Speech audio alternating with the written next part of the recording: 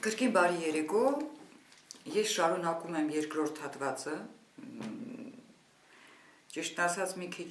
տանջվում եմ այս նոր տեխնիկական այս նոր հնարանքների ձեռքին, բայց շարունակեմ միտքս։ Մենք հայտնվել ենք մի իրականության մեջ, մի սոսկալի իրականության մեջ, ուր ոչ թե նախկին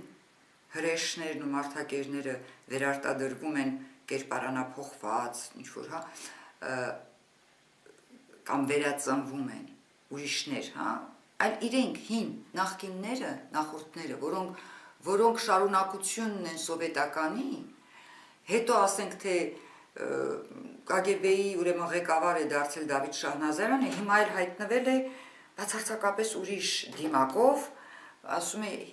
իսկ հիմա ես հայտնվում եմ Սուրբ Անտոնիուսի կերպարով, ասենք։ Եվ այսպես ճամարտակում են ու ճամարտակում, կրկնում են ինչ, կրկնում են վերջին հաշվով Ռուբեն Մեհրաբյանը, Ազատ Աշրակյանը, Դավիթ Շահնազարյանը,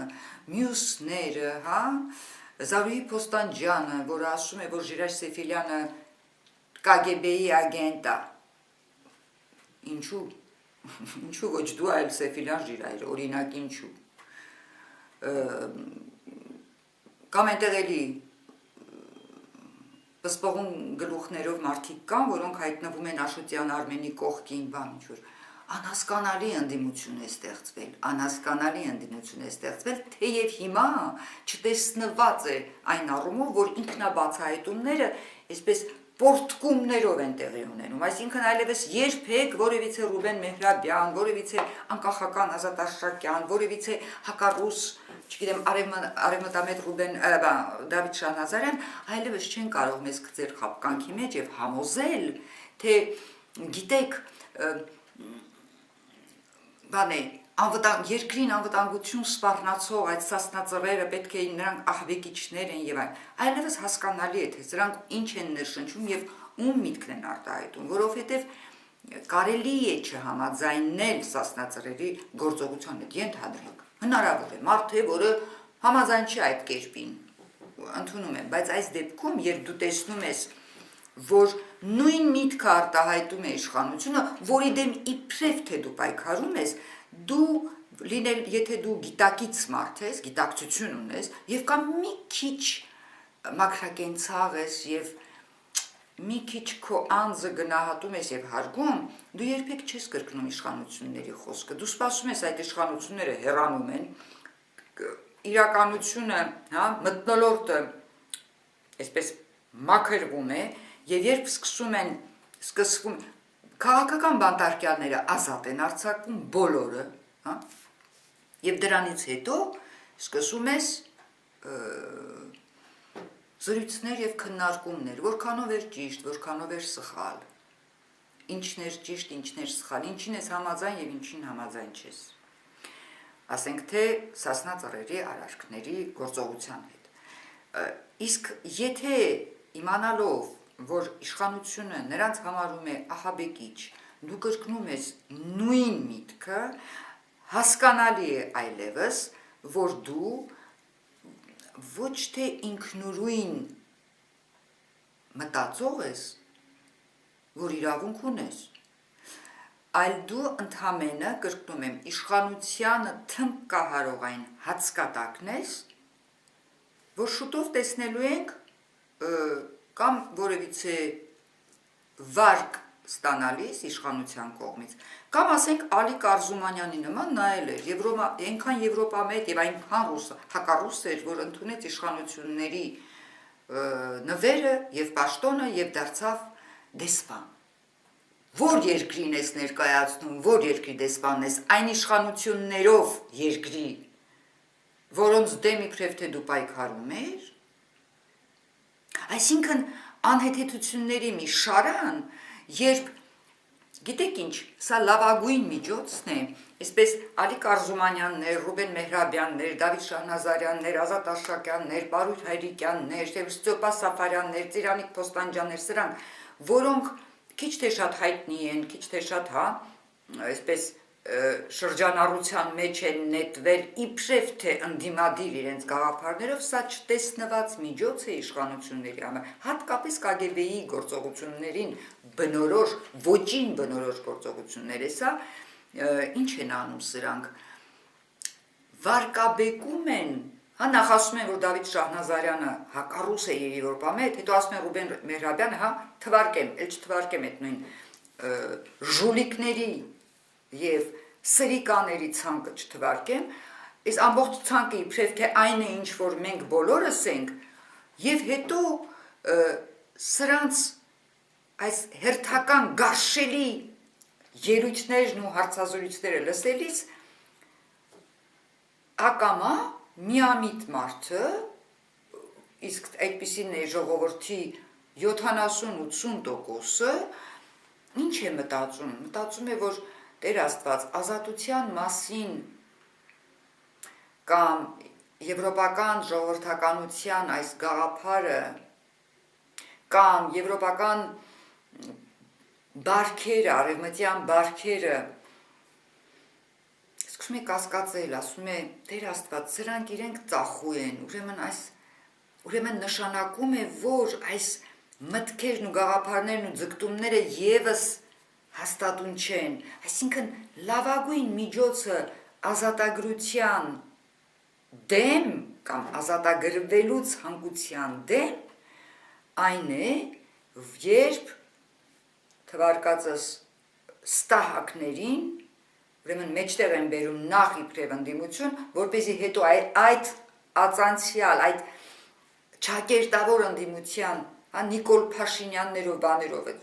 եթե որևիցե մեկին մոռացել եմ, դուք ցուցակը կարող եք երկար է, կարող եք ավելացնել։ Ուրեմն սկսում է վարկաբեկում են հենց ազատագրությունը։ Հենց ազատագրությունն է վարկաբեկում։ Սրանք նաև այս ցուցակի անդամներից շատերը չեն ծուլանում, քննարկում են Ուկրաինայի ներքին խնդիրները, Սաակաշվիլի, Պորոշենկո եւ այլն։ Գիտեք ինչ, դուք դրա իրավունքը չունեք, որովհետեւ դուք նախ իսկապես չգիտեք, թե ինչ է կատարվում Ուկրաինայի մեջ, հետո վստահեցնում են բոլորիդ, որ այդ ժողովուրդը, ուկրաինացի ժողովուրդը այնքան մեծ արժանապատվություն այնպիսի զգացում ունի, բարձր զգացում, որ ինքը կարողանա մաղել եւ իրենից հեռացնել անպետք ամեն ինչ, եթե այդ անպետքությունը Պորոշենկոն է, Պորոշենկոին կհեռացնի, եթե դա Սաակաշվիլին է, Սաակաշվիլին, իրեն, այսինքն իրեն պետքական էլեմենտները, կպահի եւ հետ դուրս կմաղի անպետքը, որովհետեւ այդ ժողովուրդի տարբերություն մեզ նույնպես տառապելով համենայն դեպս շարունակեց եւ քանի անգամ, 25 տարվա մեջ քանի անգամ ոտքի ելավ եւ քանի անգամ նույնիսկ նույն սխալները կրկնելով, նույնիսկ գիտեք, դժվար է ռուսական այս չարիքի կայսրության դեմ պայքարել, բնական է, որ պիտի ընթացքում անընդհատ ինչ-որ կորուստներ լինեին, պետք էր ժամանակ, պետք է շատ մեծ տոկունություն մաքարելու համար, բայց այդ մարդիկ անում են դա, իսկ մենք մեր հախից եկան ուրիշ կերպ։ Այս պայմանագիրը, Բելովեժյան, ես ինչից որ սկսեցի շարունակեմ, հայտնի էր մեզ եւ հայտնի էր Դավիթ Շահնազարյանին, այն մնացած բոլոր մարդակերներով, որի ակումբի անդամ էր նաեւ Դավիթը եւ մնում է այդ ակումբի անդամ։ Եվ պետք էր անպայման, որպեսզի ժողովուրդը նորից երկրորդ անգամ 88-ից հետո այս անգամ էլ 91-ին երբ գլխի ընկավ, թե ինչ է կատարվում, երբ գլխի ընկավ, որ վերջին հաշվով Հայաստանը մնում է որպես Ռուսաստանի հեռավոր, չքավոր եւ այսպես ողորմելի գաղութ այս պայմանագրի շնորհիվ ժողովուրդը եւ ուժեր կային, որ պատրաստվում էինք նոր շարժման։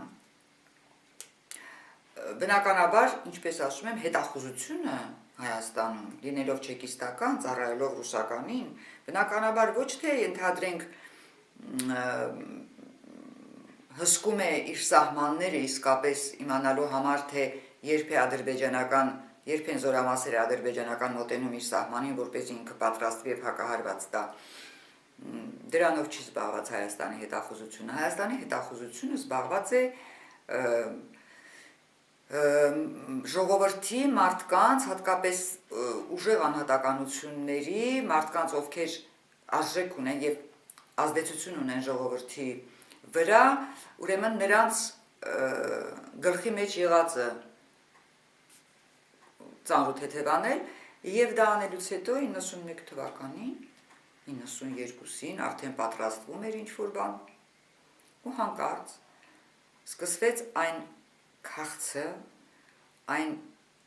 ցրտամահ արեցին ժողովրդին, քաղցամահ արեցին ժողովրդին, նվաստացրեցին այդ ժողովրդին, խոշտանգեցին այդ ժողովրդին, սպանեցին այդ ժողովրդին, վտարեցին այդ ժողովրդին,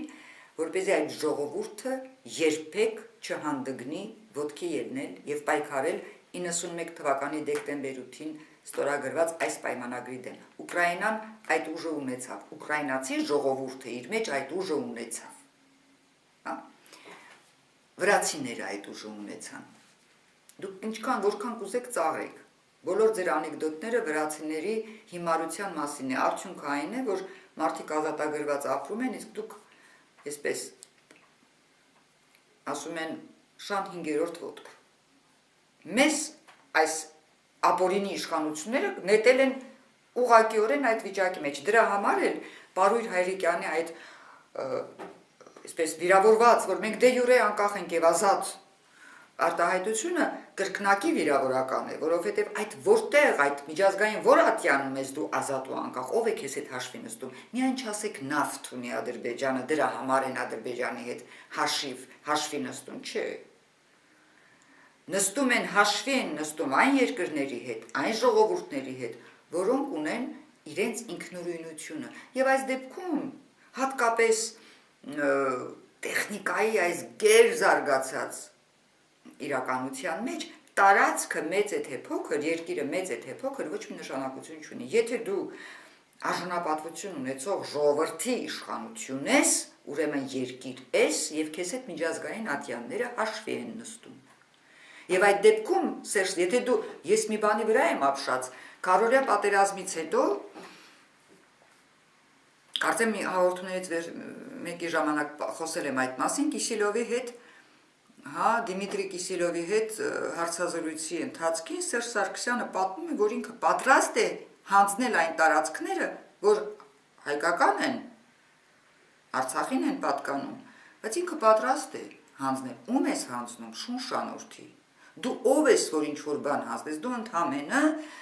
ասածից պես շան 5-րդ ոտք ես, չեկիստ ես եղել, KGB-ի չգիտեմ այնտեղ սպա ես եղել, նշանակել են, որպեսզի կատարես իրենց հրահանգը, բայց ժողովուրդը, սփյուռքը, դաշնակցությունը, որ տարածքներ, հողեր եք գոռում, հողերը գնում են, ոտքի կանգնեք, կոալիցիայի մեջ եք մտել այդ ապիկարների հետ, վարկաբեկվեցիք, այս 25 տարվա ընթացքում ձեզանից ուշ մնաց, վարկեր եք գրփում միայն դրսում սփյուռքում, հողեր եք ուզում, այլևս դա էլ չենք լսում, դուք հասկացել եք, մենք էլ ենք հասկացել, որ ձեզ ոչ հող է պետք, ոչ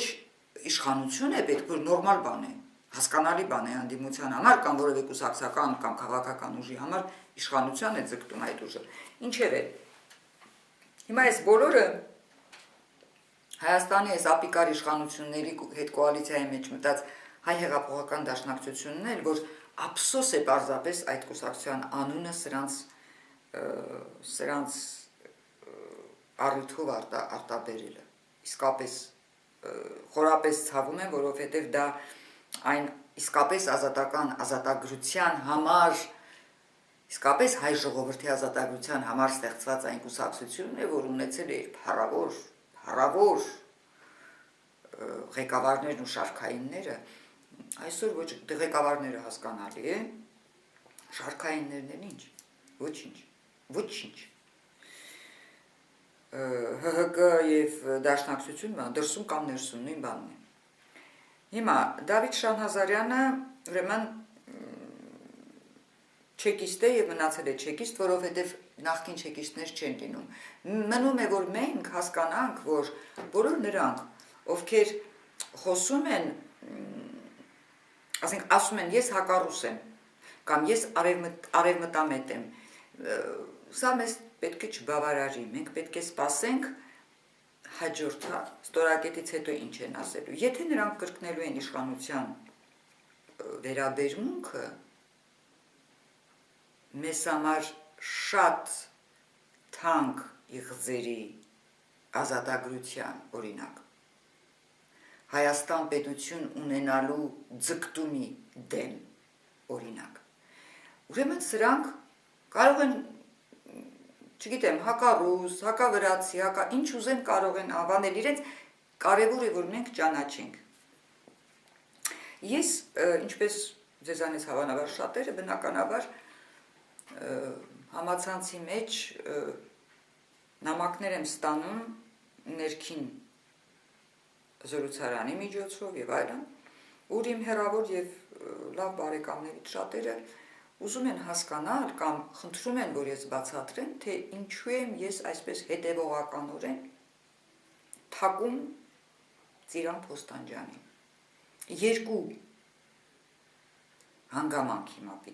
Երկու հանգամանքի պիտի անդրադառնամ, այսօր հետագային կանդրադառնամ նաև ուրիշ առիթների, որ ինձ ստիպել են ոչ թե հիասթափվել Փոստանջյանից, այլ վերջնականապես հասկանալ, որ ես գործ ունեմ կատարելապես անկյալ, ծույլ, ծախու Արարածի հետ, որ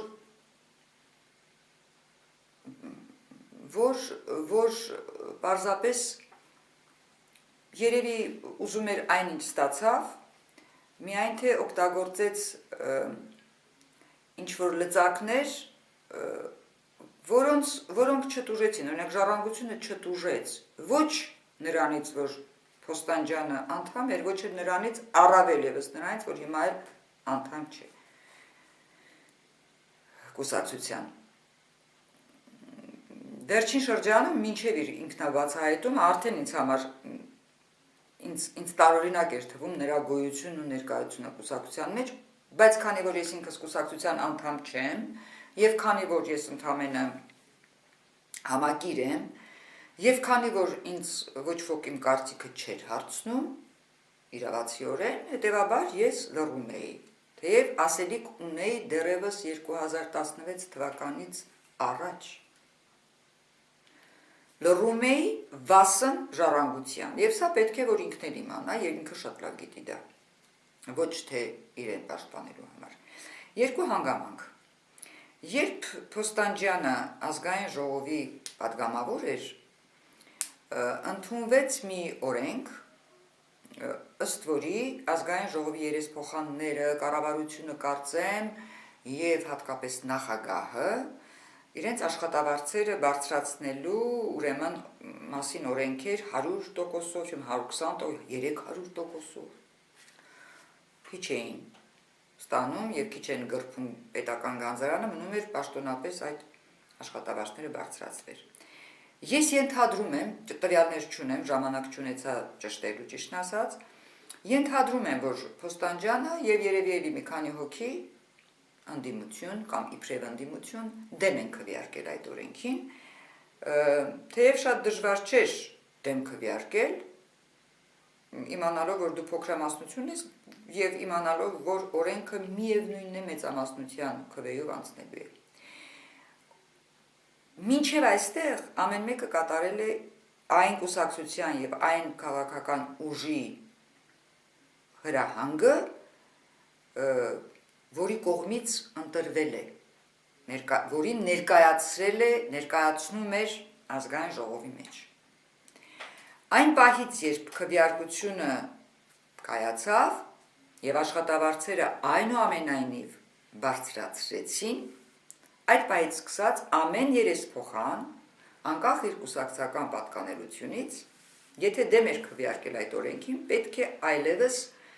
ոչ թե սպասեր կուսակցության հրահանգին կամ խմբակցության հրահանգին, այլ պետք է գործեր որպես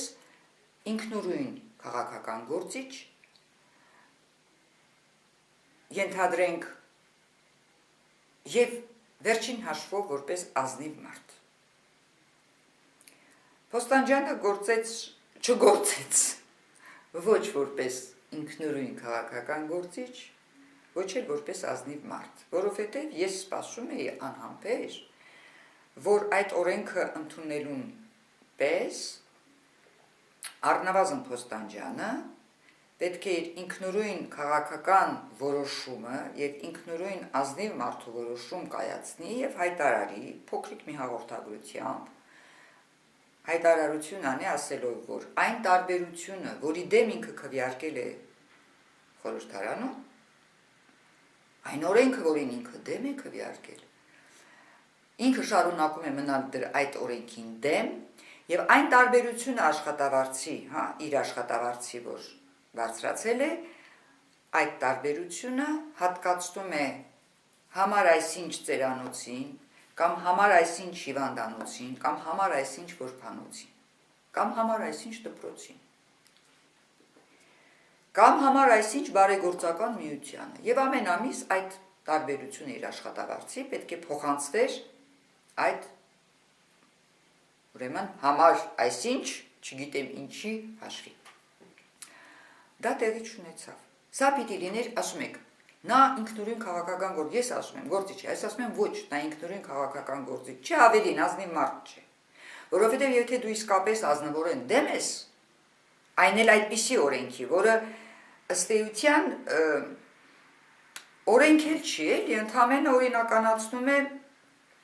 գրփելու այդ ուրեմն տենդը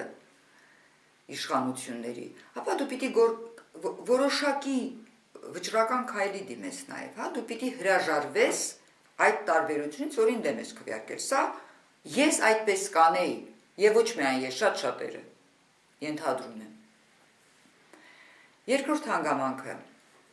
երբ նա նետվեց քաղաքապետարանի ընտրության, ես մտածում էի, որ այն արագությամբ եւ այն ապօրինություններով, որով կարողացավ հասցրեց մի գիշերում մի օրում առանց կուսակցական ծրագիր ունենալու, առանց կուսակցության թեզիսներ ունենալու, կանոնադրության, գոնե ներքին կանոնադրություն ունենալու, նույնիսկ ձևականորեն, կարողացավ գրանցել այդ կուսակցությունը, թե համագումարի իբրև թե չգիտեմ ինչեր մայմունություններ եւ այլն, ենթադրում էի, որ երևի այս աղջիկը այս կինը մի քիչ հոտառություն կունենա քաղաքական եւ մի քիչ էլ թրծված է, էլի վերջին հաշվով վատ կամ լավ ճղճղալով, ոռնալով, չգիտեմ ինչ, բայց քաղաքականության մեջ է եղել, հավանաբար այնպիսի արարք կգործի, որ ոչ միայն ես, այլ իշխանությունները ուղղակի կասեն բրավո, ապրես։ Դա էլ չարեց, ես հիմա կասեմ, թե ինչ պետք է աներ։ Եթե Փոստանջյանը լիներ ոչ թե հանձնարարությամբ ժառանգությունը ուղղակի քանդելու հանձնարարություն ստացած չլիներ, որ չհաջողեց իրեն իհարկե, եւ ստեղծած չլիներ իր կուսակցությունը նույնպես իշխանությունների հրահանգով եւ կամքով, ապա իմանալով, որ քաղաքապետարանի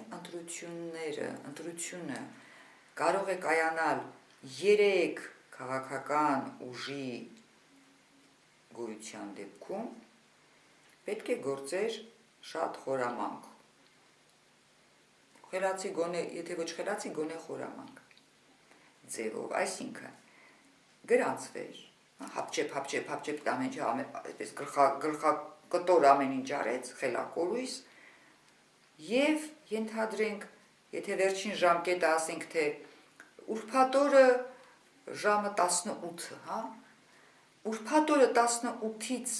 1 րոպե կամ 3 րոպե պակաս պետք է հեռաձայներ կամ ավելի լավ է գնար եւ ասեր, որ ինքն իր մասնակցությունը հրաժարվում է մասնակցել։ մասնակցությունից հրաժարվում է։ Ինչ էր լինելու այդ դեպքում։ Այդ դեպքում բնականաբար լինելու էր սկանդալ, քաղաքական սկանդալ։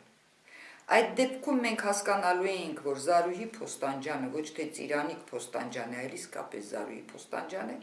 մոռանալու էինք նրա նախկին այլանդակությունները, նախկին անպարկեշտությունն ու անպարտավանությունը, եւ հասկանալու էինք, որ մենք գործ ունենք իսկապես ինքնուրույն, հիմա մարդը հասուն է արդեն, հասունացած քաղաքական գործիչի հետ, որը ձիով այնպիսի մի քայլ է անում շախմատային, որ բոլորս ասում ենք վաու, բայց Զարուհի Փոստանջյանը, տվյալ դեպքում արդեն Ծիրանիկը, չարեց դա, ինչ արեց Ծիրանիկ Փոստանջյանը, ուրեմն ջերմակ կադիլակի մեջ հայտնվեց ջերմակ զգեստներով եւ սկսեց շրջել փողոցներում Երևանյան իր ուրեմն նախընտրական մրցարշավին ընդառաջ հասցրեց Հայոյել փողոցում իր որակի լրագրողի, հետո հասցրեց ցուցադրել իր չասեմ ընկերություն, բայց համախոհությունը Նիկոլի հետ, Փաշինյան, որովհետև այդ լրագրողի նյութից մենք հասկացանք, չէ, որ Ծիրանիկ Փոստանջյանը եկել է նախընտրական ելույթ է ունենում հեռուստացույցով եւ խոսում է ոչ թե իր հակառակորդ Փաշինյանի մասին, այլ Եվս մեկ անգամ խոսում է Ռաֆի Հովհաննիսյանի դեմ, որը չի մասնակցում քաղաքապետարանի ընտրությանը, ոչ ինքը Հովհաննիսյանը, Ռաֆին, ոչ էլ Ժառանգությունը, այսինքն դու ում դեմ ես խոսում, դու քաղաքապետարանի ընտրության ընթացքին դու քո դեմ չունես թշնամի Ժառանգություն կամ թշնամի Ռաֆի Հովհաննիսյան, դու ունես Նիկոլ Փաշինյան, ՀՀԿ, եւ դու ունես հնարավորություն այս երկուսին ուրեմն ձիով քայլանել եւ մատով վերջացնել, ինչ էր լինելու, իհարկե ընտրությունը պիտի կայանար, կհետաձգվեր, բայց կրկնում եմ, կլիներ սկանդալ, քաղաքական սկանդալ, լուրջ սկանդալ, կհաստատվեր, ինքնահաստատված, կդառնար ինքնահաստատվեր նաև Ծիրանիկ Փոստանջյանը, որպես քաղաքական գործիչ, ինքնուրույն գործիչ, եւ մենք կսպասեինք նույնքան հասուն եւ նույնքան հետաքրքիր քաղաքական գործողությունների, որովհետեւ կհասկանայինք, որ գործ ունենք իսկապես գուցե ոչ մեր տեսակի, բայց մեկ ուրիշ տեսակի եւ իրական ընդդիմության հետ, առնվազն իրական ընդդիմության հետ, որովհետեւ օրինակ նախախորհրդարանը իմ տեսակի ընդդիմություն չէ, բայց Սասնա ծռերից եւ մինչ այդ էր Ժիրայր Սեֆիրյանի ձերբակալությունից սկսած, ես կարծում եմ, որ այո, իմ տեսակի ընդդիմություն չէ, բայց ընդդիմություն է, եւ գիտեք, որպեսզի ես կարողանամ ընտրել իմ տեսակի ընդդիմությունը եւ ինչ որ մեկն էլ ընտրի նախախորհրդարանին որպես իր տեսակի ընդդիմություն, հարկավոր է որպեսզի Ռուբեն Մեհրաբյաններն ու Ազատ Աշակյաններն ու Դավիթ Շահնազարյաններն ու մնացածները մեր գիտակցության մեջ մեկ ընդմիշտ դառնան ընդհանրեն իշխանություններին ծառայող անպետք գործիքներ, արդեն փչացած գործիքներ, մենք մոռանանք նրանց գոյության մասին, մենք նրանց չլսենք, նույնիսկ չքննարկենք, իսկ երբ չենք քննարկի այն ժամանակ, երբ մեզանից որևիցե մեկ այլևս դրանից ոչ կզայրանա, ոչ մեզանից որևիցե մեկը կասի, հա, բայց ճիշտ են ասում էլի, եւ կան այդպիսիներ, ասում են, հա, դե ճիշտ են ասում էլի, ինչ եղավ Սասնա ծռերը, որ գնացին, ինչ եղավ, մարդիկ, որոնք զորակցում էին Սասնա ծռերին, այսինքն, երբ ժողովուրդը ուզում է գործ չանել, ուզում է ծուլանալ, լինում է այդպես, չէ, օրեր են լինում, վեր ես կենում, լեցուն գործ ունես, ասում ես, չէ, այսօր ոչինչ չեմ անելու, պիտի այսպես նստեմ, Բայց ժողովուրդը մի քանի տարի արդեն տասնամյակ, այսպես ասում եմ, ոչինչ չեմ անել, ուզում եմ նստել, այդ դեպքում ինչ ես անում։ Երբ ինչ-որ մի բան է տեղի ունենում, հա, դու ոտքի ես կանգնում եւ այլն զորակցում ես, հետո երբ պետք է շարունակել, արդեն քո հետևողական լինելով, քո վճռականությամբ պիտի գործը գլուխ գա, հա,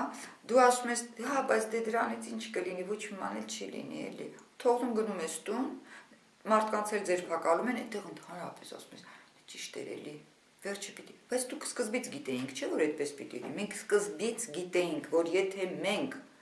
ոտքի չելանք, եթե մենք հետևողականորեն, վճռականորեն մինչև վերջ լինի 2013 թվականի Ռաֆի Հովհաննիսյանի նախագահական ընտրությանը, լինի Սասնա Ծռերի գործողությունների ընթացքում, երկու դեպքում էլ ոչ մեղադրեք Սասնա Ծռերին, որ դե թույլ էին, ոչ էլ Ռաֆի Հովհաննիսյանին, դե թույլ է, թույլը դուք եք, մենք ամուլ ենք, ամուլ նշանակում է իմպոտենտ, հասկանում եք,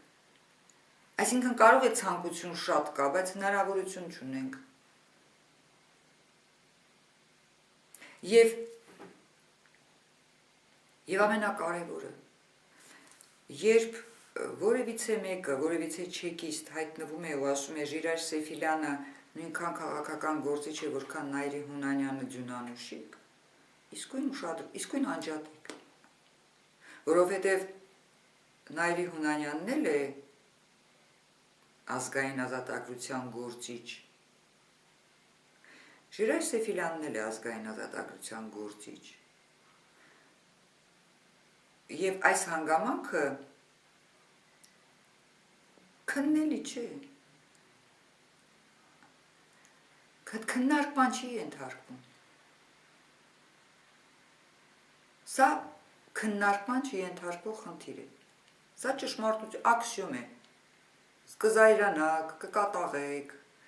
կնյարդայնանաք, կխփեք ձեր համակարգիչի, հա, բանը կջարդեք էկրանը, որովհետև ես դա ասեցի, բայց Անահիտ Բախշյանը կարող է ասի, ինչ, հասկանում ես ինչու, բայց այնքան խելացի չի, որ հասկանա, որ թեև իր անձնական դժբախտությանը ինքը երևույթը ուղղված չէր իր ամուսնու դեմ, չէ, ուղղված էր այդ սրիկաների դեմ, չէ, և այն պահին, երբ սրիկա է սատկում,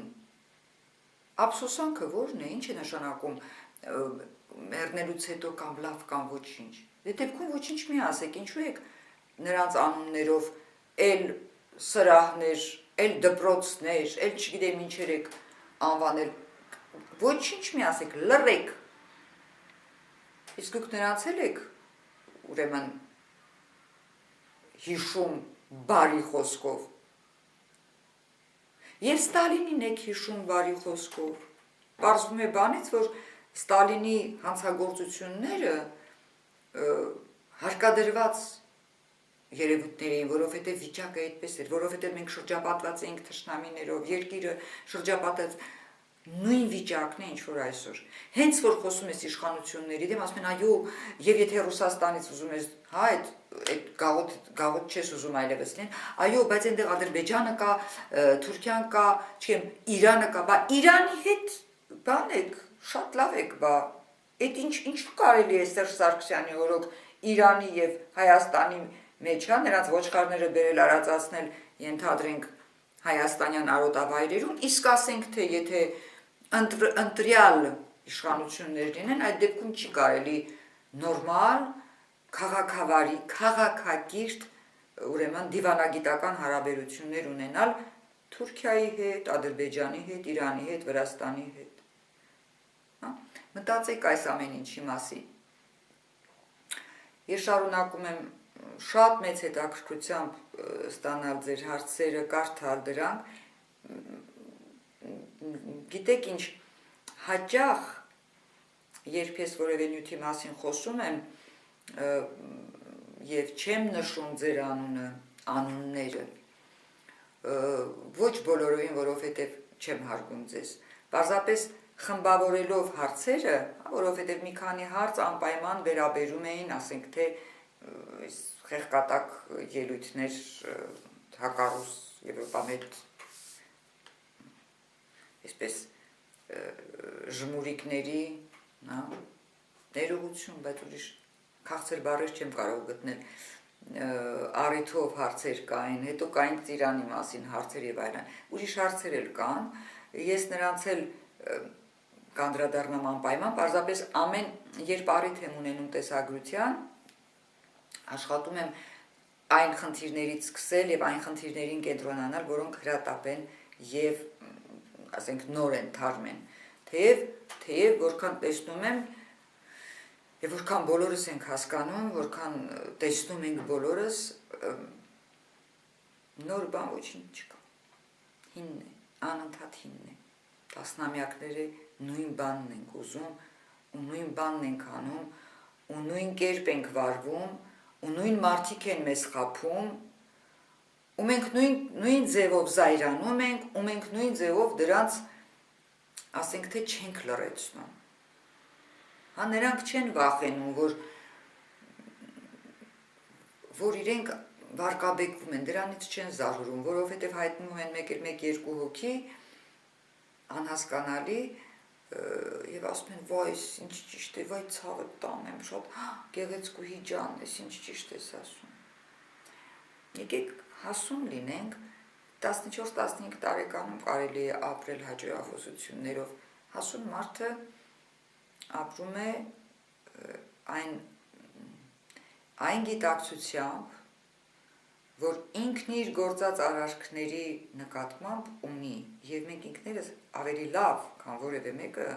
կարողանում ենք գնահատել մեր գործողությունները եւ գիտենք, թե ով, ինչ, որքանով ինքներս ինչ ենք անում եւ ինչու ենք անում։ Ես վստահ եմ, որ բոլոր ուրեմն մուրզիլկաները եւս գիտեն, նրանք էլ գիտեն եւ ուզում են, որ հասկանան, որ մենք վաղուց հասկացել ենք այսքանը։ Ես էլ չեմ ձանձրացնի ձեզ, ինքս էլ հոգնեցի, ձեզ էլ բախտում եմ բարի գիշեր եւ մինչ շատ շուտով նոր հանդիպում, հաջողություն։